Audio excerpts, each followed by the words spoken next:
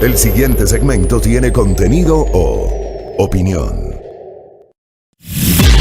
La entrevista en A Primera Hora. Analizamos los hechos del momento junto a sus protagonistas.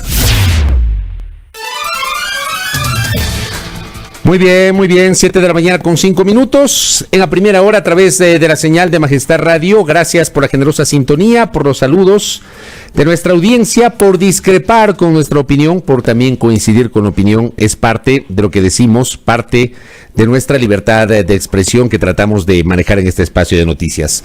Paulina Recalde está con nosotros, directora de Perfiles de Opinión. ¿Cómo le va, Paulina? Bienvenida. Buenos días, Fabricio, con todas y con todos. Estaba al revés, pero ya estoy como tengo que estar. Ya le veo. ¿Cómo le va?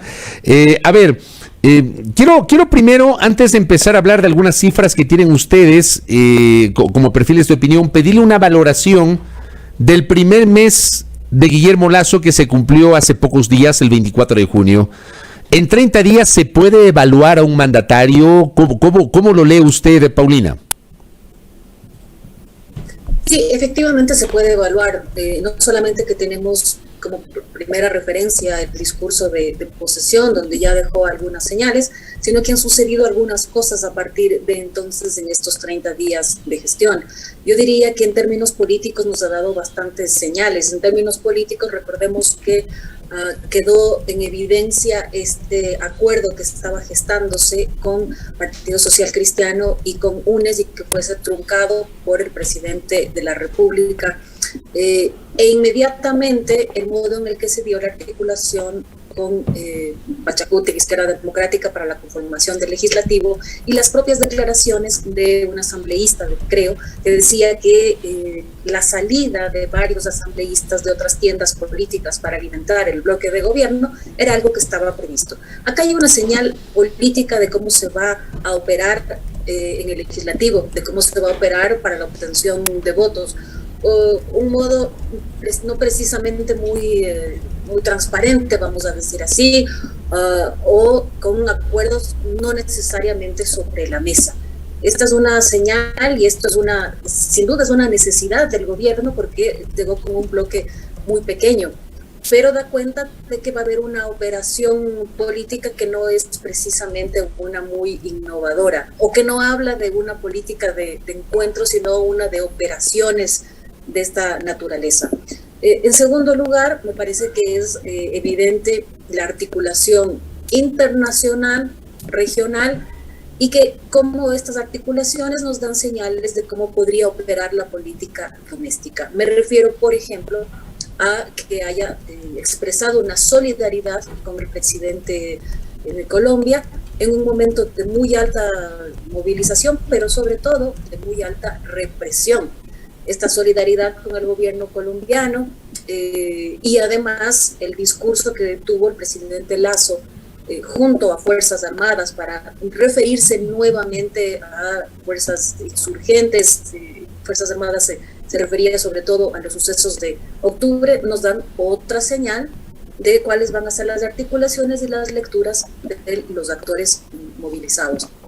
En tercer lugar, me parece que también es importante dar cuenta de el lugar que está ocupando el sector privado, no solamente por la conformación de su gabinete, sino también que recordemos que el plan de vacunación, por ejemplo, tiene un fuerte soporte en articulaciones, fideicomisos, iniciativas de cámaras empresariales. El propio presidente, cuando tuvo su discurso de posesión, el orden en el que nombró a los actores que podrían abonar en este plan de vacunación, estaban ubicadas las farmacias, las empresas, y luego mencionó a las empresas, a los hospitales públicos, perdón. De hecho, quien lidera su plan de vacunación es un actor de la empresa privada. En términos económicos creo que hay menos claridad, todavía no quedan totalmente dibujadas sus acciones. Lo que tenemos como antecedente allí es el plan de gobierno con el que ganó la presidencia y algunas declaraciones de sus ministros. Yo creo que por lo menos estos elementos configuran ya características o elementos del gobierno del presidente Lasso. Pero claro, uno sí se remonta a otros gobiernos generalmente dentro del primer mes del nuevo gobierno uno ya tiene algún tipo de idea sobre hacia dónde va la parte económica. En un mes del presidente Lasso no tenemos certezas sobre el plan económico. De hecho, en una entrevista que el ministro de Economía y Finanzas, Simón Cueva, concedió la semana anterior a un medio impreso, había anunciado que recién en agosto estaría listo el proyecto de reforma tributaria como borrador para presentarlo ante la sociedad, es decir, para generar una discusión antes de enviar a la Asamblea, y todavía no hay certezas, también han dicho que va a quedar para agosto, sobre el plan económico que va a marcar la ruta del gobierno de Guillermo Lasso, Paulina. Sí, por eso digo que es el área donde hay más dudas y uno podría pensar que estratégicamente se está buscando también dilatar algo más. Si pensamos en la reforma tributaria, por ejemplo, es evidente que va a necesitar configurar un mejor escenario con el legislativo, que creo que es lo que está haciendo, reforzando la bancada oficialista, tomando asambleístas de otras fuerzas, de modo que llegue con menor dependencia de las votaciones de las bancadas más fuertes, en el caso de UNES. Es evidente también que puede estar dilatando algo más el anuncio de medidas, midiendo cuál es el escenario de gobernabilidad a nivel de organizaciones sociales. La elección el día de ayer de Leonidas Issa como presidente de la CONAIE configura un factor determinante para el escenario de gobernabilidad, en el que ya al gobierno no le bastará con tener la relación fluida que ha tenido hasta este momento con Pachacuti, el brazo político de CONAIE. Esto configura un nuevo escenario, toda vez que es precisamente Leonidas Issa quien ha puesto desde el principio muchos más límites a la postura de gobierno actual, esta resistencia, este rechazo al orden neoliberal. Y yo trato entonces de entender que estas dos podrían haber sido dos condiciones para que se dilate un poco más el anuncio de las medidas económicas que, como sabemos por el plan de gobierno, van a ser de corte neoliberal. Ahora, yo le pregunto a usted, justamente dentro de los anuncios, dicen, y esto lo comenté hace unas pocas semanas, una cosa es con guitarra y otra con violín. Antes de asumir el poder y siendo todavía candidato, antes de ganar la elección, el presidente de la República, entonces candidato, había hecho algunos anuncios. Por ejemplo, la eliminación de la CENACYT y por ende la eliminación del examen de ingreso, la eliminación de la CENAIN, la eliminación de la ley de comunicación. 3 ejemplos que le pongo. Ninguno de esos se ha cumplido. Sobre ley de comunicación se dieron cuenta que está en la Constitución, que no se puede eliminar, pero claro, van a hacer una reforma integral, pero tiene que haber una ley necesariamente. 2, la CENAIN no se puede eliminar porque está en la Ley de Seguridad Pública y del Estado. Debe haber un organismo de inteligencia, tanto así que le encargó justamente la inteligencia al ministro de Defensa Nacional. Y 3, en el tema de educación superior, ni eliminó CENESID, de hecho nombró un secretario, ni tampoco va a eliminar la prueba. El secretario ha dicho la semana anterior que nadie ha dicho que van a eliminar la prueba, que sería demagógico, sino que la van a cambiar la prueba de conocimientos por una de aptitud. ¿Cómo le ve usted, digamos, anuncios que se generaron pero que no se han cumplido en la práctica, Paulina? Sí, da cuenta de planteamientos erráticos. Yo diría que en términos de discurso de campaña, incluso de una falta de previsión, de planificación, de cuáles eran las implicaciones de estas medidas. Pero al mismo tiempo también reflexionemos sobre cuánto se ha cubierto o sobre cuánto se ha hablado de estos quiebres, porque prácticamente, y aquí tomo otro elemento que caracteriza el momento actual del gobierno, hay un blindaje de orden mediático de las grandes corporaciones o de los grandes medios que en general han tendido a ser muy favorables a la gestión, al perfil, a los gestos del presidente Lasso. Incluso el modo en el que reaccionó sobre el acuerdo, la ruptura del acuerdo con UNES y con PCC fue casi celebrado. Esto yo diría que para cualquier otro presidente o para cualquier otro gobierno habría sido un escándalo, y más bien la atención fue hacia Jaime Nebot, el principal del PCC, y hacia Rafael Correa de UNES para apuntar a ellos respecto a este acuerdo. Pero al gobierno nacional, al presidente Lasso, a sus TikToks, prácticamente no ha habido un cuestionamiento, no ha habido una lectura crítica, y tampoco a estas acciones que usted bien menciona, que fueron anuncios importantes, yo diría anuncios definitivos incluso, en la campaña, y que luego la Constitución se encarga de decir que no es posible. Correcto. Estamos hablando con Paulina Recalde de Perfiles de Opinión. En este contexto, ¿cómo llegó Lasso al poder? ¿Con qué cifras? Entiendo que ustedes hicieron un trabajo de campo en el último tramo de mayo, los primeros días de junio. Paulina, ¿qué dicen esas cifras? Sí, hay algunas cosas interesantes. La más notable es el crecimiento en la imagen del presidente Lasso.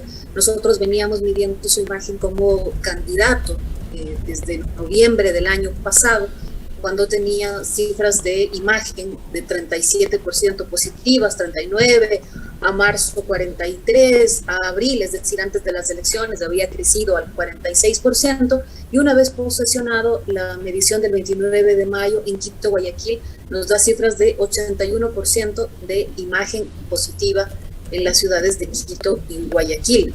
En términos de credibilidad sucede algo parecido. A noviembre una credibilidad de apenas del 23%, esto crece hasta abril al 30%, y la última cifra del 29 de mayo de Quito, Guayaquil, habla del 68% de credibilidad de Guillermo Lasso. Esto significa que son cifras que están revelando sobre todo expectativas.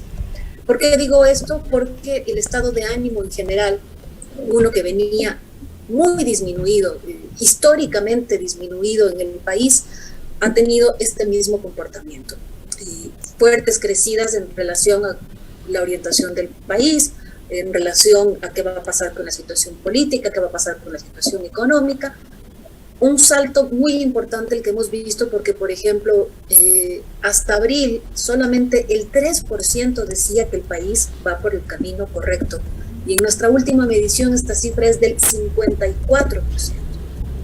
Por lo tanto, las cifras del presidente Lasso entran, digamos, en este entorno de alto optimismo, entran en este entorno de un salto muy importante entre esta gran desazón que vivía el ecuatoriano durante el gobierno de Lenín Moreno, para apuntar entonces, sobre todo, yo diría, expectativas. Esto es lo que estamos viviendo en este momento. Muy altas expectativas reflejadas en estas cifras, y que irán tomando forma en la medida en que ya se desarrolle la labor y se tomen medidas en la gestión del gobierno. ¿Les sorprende a ustedes esas cifras positivas del 81%, calificación positiva entre bueno y muy bueno, que juntas hacen 81%? ¿Les sorprende? Me sorprende en la medida en que no ha sido precisamente Guillermo Lasso un actor con fortaleza a nivel de imagen y de credibilidad. Todo lo contrario, siempre hablábamos de él como un candidato que sufría para alcanzar buenas cifras. Después de haber hecho toda una campaña de posicionamiento por muchos años, después de 3 participaciones, esta era precisamente una de sus constantes debilidades: la imagen negativa y la credibilidad igual afectada. Llegó a la presidencia justamente con las cifras que he mencionado. Me sorprende el salto en esa medida, pensando en el capital del candidato Guillermo Lasso y el salto al presidente Lasso. No me sorprende si consideramos al menos 3 cosas. Primera, voy a decirlo en estos términos: nada puede ser peor que Lenín Moreno. En esa medida, si las cifras eran tan negativas para el expresidente, si el estado de ánimo estaba tan lesionado, el ecuatoriano entonces hará la lectura de un nuevo gobierno puede significar nuevas cosas, o puede significar salir de aquel entorno. Puede ser también, Paulina, solo puede ser en ese elemento, como me escriben acá, puede ser en ese elemento la alta expectativa que hay sobre el inicio del plan de vacunación. A eso iba. El segundo elemento es que la comunicación se ha centrado fundamentalmente en 2 o 3 elementos. El primero, hablar del encuentro, aunque esto es un tema más discursivo. El segundo, una acción concreta que tiene que ver con la vacunación, por fin algo que el ecuatoriano ha estado esperando durante tanto tiempo.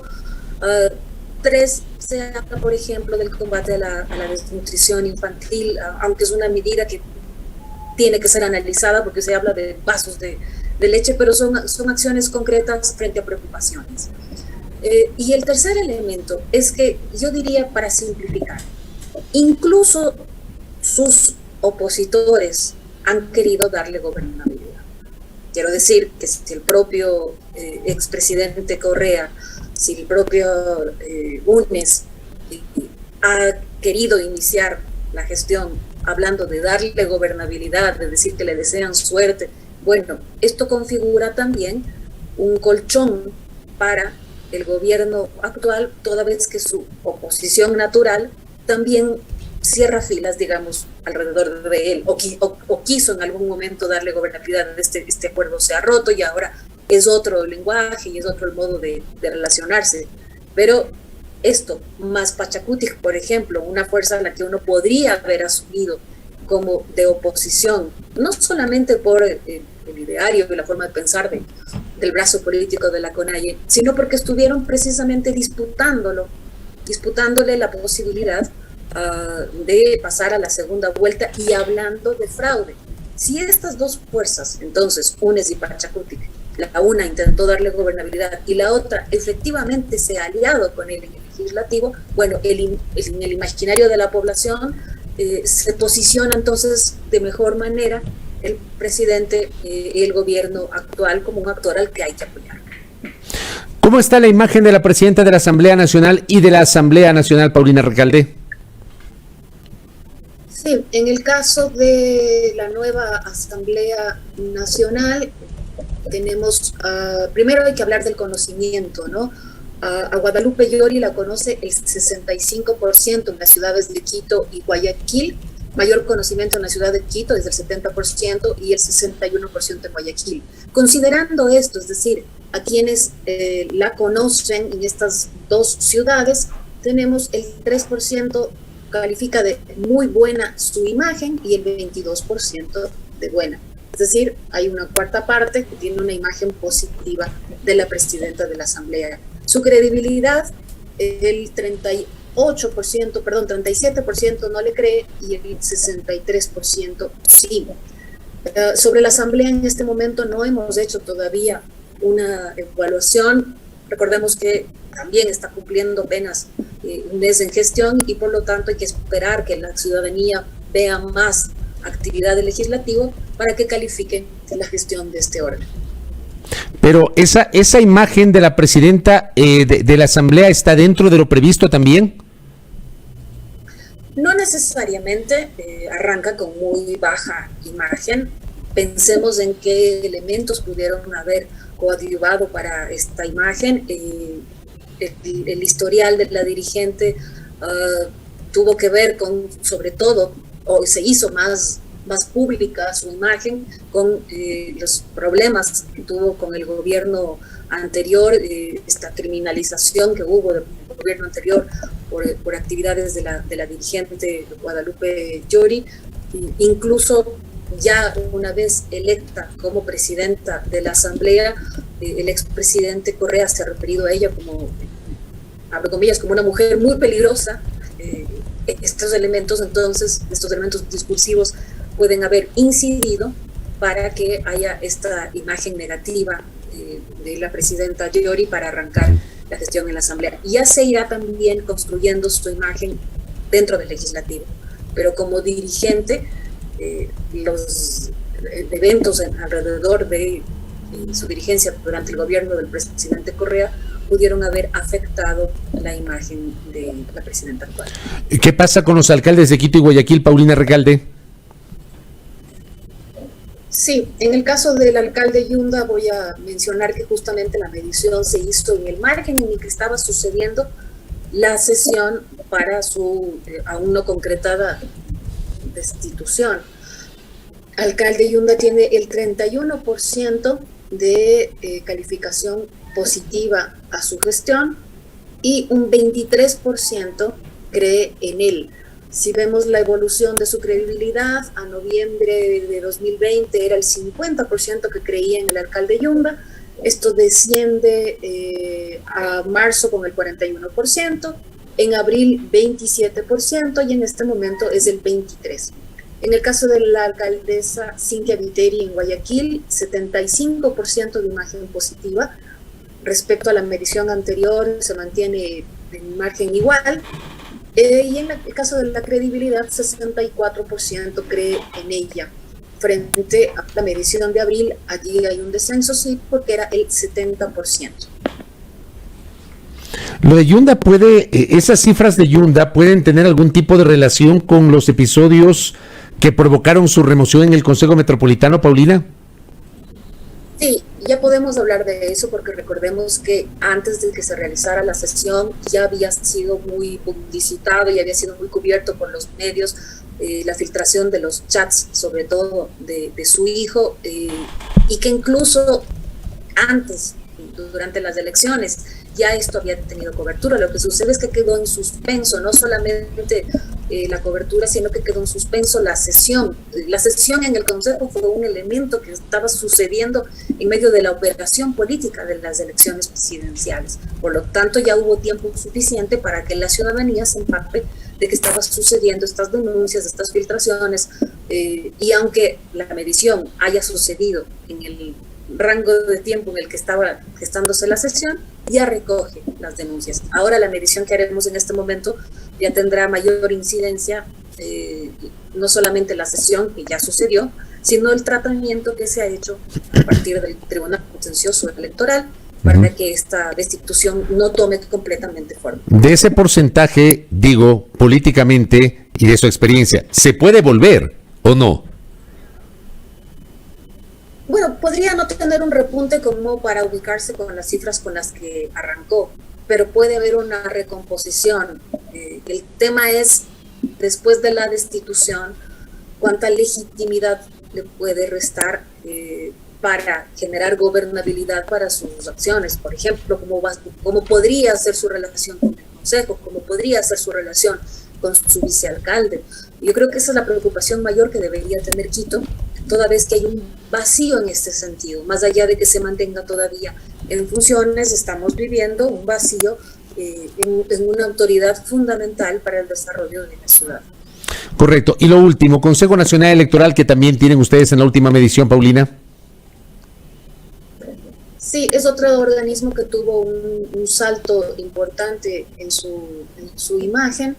El 31% califica positivamente la gestión del Consejo Nacional Electoral y la curva ha ido en ascenso desde noviembre, que era el 11%, en marzo el 18%, abril el 22% y entre abril y mayo, es decir, entre las elecciones y la fecha actual, este salto del 22 al 31%.